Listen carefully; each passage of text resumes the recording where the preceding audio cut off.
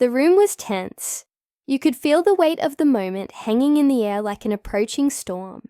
The cameras were rolling, the audience was silent, and across the table sat Elon Musk, staring calmly at the host who, just moments ago, had been throwing rapid-fire questions at him.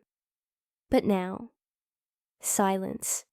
The host, usually full of confidence and witty comebacks, was completely still, his mouth slightly open, as if trying to find the words to respond.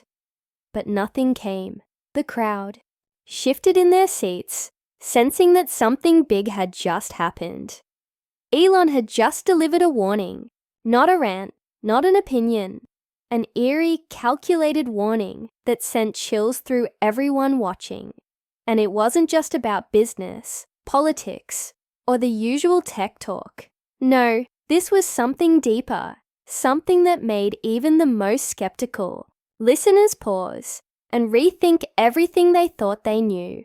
For years, Elon Musk has been known as a visionary, a risk-taker, a billionaire genius who pushes the boundaries of what's possible. From Tesla revolutionizing electric cars to SpaceX making the impossible look routine, he has always been a few steps ahead of the world. But in this interview, he wasn't talking about Mars or self-driving cars. He wasn't making jokes on Twitter or debating the latest trends.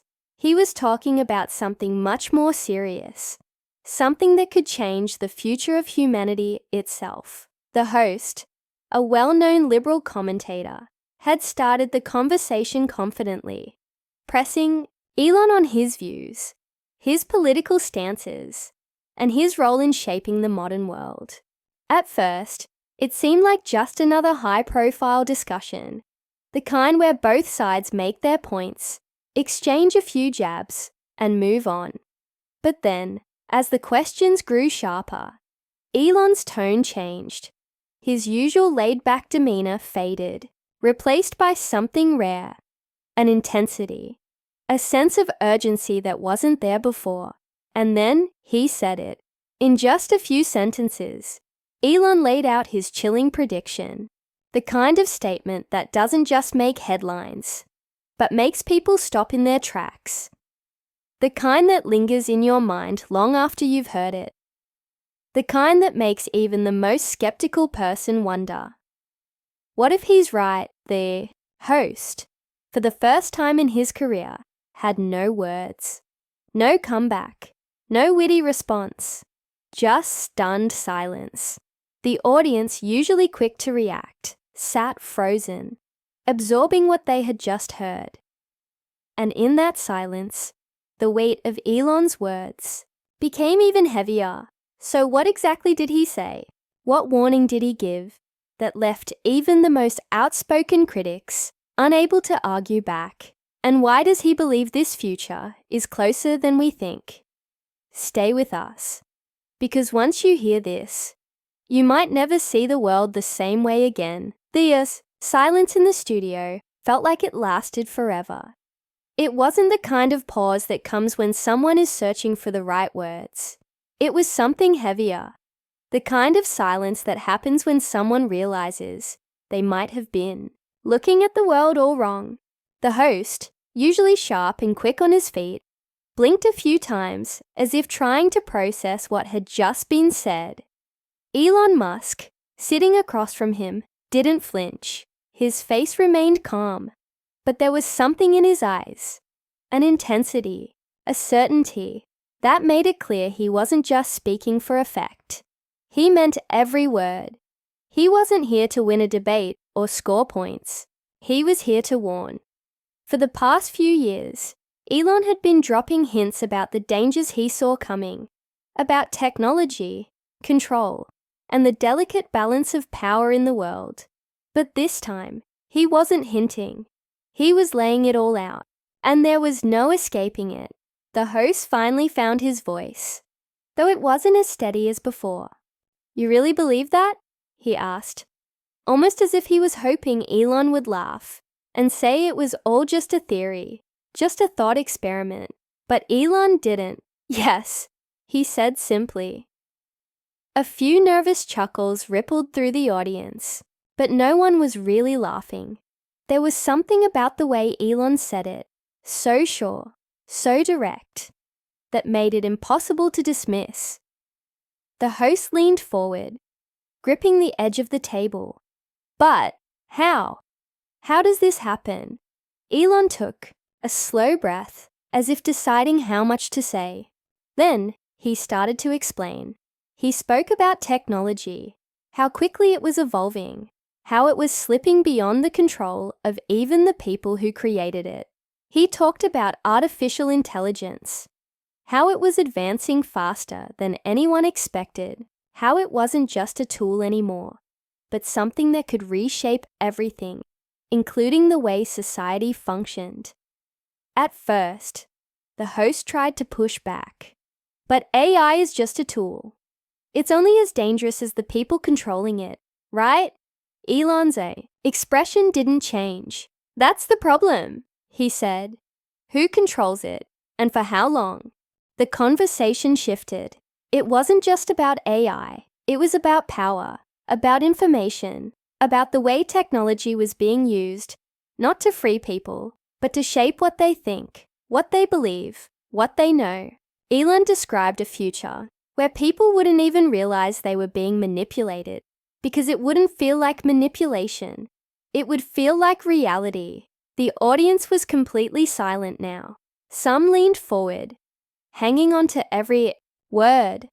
Others sat stiffly, their arms crossed, as if trying to convince themselves that what they were hearing couldn't possibly be true. The host ran a hand through his hair, looking almost frustrated. But that's not possible. People wouldn't let that happen. Elon tilted his head slightly. Wouldn't they? And that was the question that cut through everything. Because the truth was, it had already started happening. Algorithms controlling what people see. Social platforms deciding what information gets spread and what gets buried. Systems learning not just what people like, but how to influence them, without them even realizing it. Elon leaned forward. It's not about what's possible, he said. It's about what's already happening. The host opened his mouth to respond, but no words came out, because deep down, he knew Elon wasn't wrong. The tension in the room was almost unbearable now. The audience felt it. The people watching at home felt it. It wasn't just a discussion anymore. It was a moment of realization, and then, just as the weight of the conversation reached its peak, Elon said something that made the air in the room turn ice cold. We still have time, he said, but not much. The host swallowed hard. The audience barely breathed, because the question now wasn't just what would happen. It was whether anyone could stop it. The weight of Elon's words hung in the air. We still have time, but not much. The host, still visibly shaken, tried to regain control of the conversation. His voice was quieter now, less sure. So what do we do? He asked. It wasn't just a question for the sake of argument anymore. It was real. A genuine question. Elon sat back, his fingers tapping lightly against the table. It starts with awareness, he said. Most people don't even realize how much of their world is being shaped for them. The first step is to see it. The audience listened intently, some nodding as if they were beginning to understand something they hadn't considered before. Others looked uneasy, as if the reality Elon was painting was too much to accept all at once. But even if people wake up, the host said, his voice still hesitant, how do we stop something this big? Elon was quiet for a moment, as if weighing his words carefully. Then he spoke. We push for transparency. We challenge the systems that control information. We build alternatives that prioritize truth over control. The host frowned. But that's easier said than done. Elon nodded. Of course it is. But every major shift in history started with people realizing what was happening. and deciding to do something about it. The room was silent again, but it was a different kind of silence now. It wasn't just shock or fear. It was something else, a sense that maybe, just maybe, there was still a way forward. A voice from the audience suddenly cut through the quiet. But what if it's too late? Elon turned toward the voice, his expression serious, but not hopeless. Then we fight anyway. The words landed with force. They weren't dramatic. They weren't exaggerated. They were just real. And in that moment, something shifted. The conversation that had started as a debate, as a clash of perspectives, had become something else entirely. It had become a wake-up call. The host, who had started the interview with skepticism and confidence, now looked different. Not defeated, but thoughtful. He had come into this conversation expecting to challenge Elon, maybe even to expose flaws in his thinking. Instead, he had found himself forced to confront something bigger than politics, bigger than opinion. Elon looked around the room, then back at the cameras. "We're not powerless," he said, "but we have to act before we are." And with that, the conversation ended. Not with a dramatic explosion, not with an argument, but with a quiet, undeniable truth. The cameras stopped rolling. The audience slowly began to stir, whispering among themselves. Some looked shaken, others determined. The host sat back in his chair, rubbing his temple, still processing everything that had just happened. And Elon?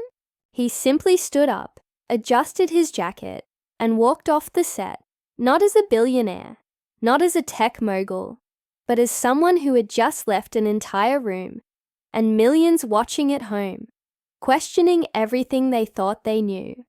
Because sometimes, the most chilling warnings don't come with fear, they come with truth.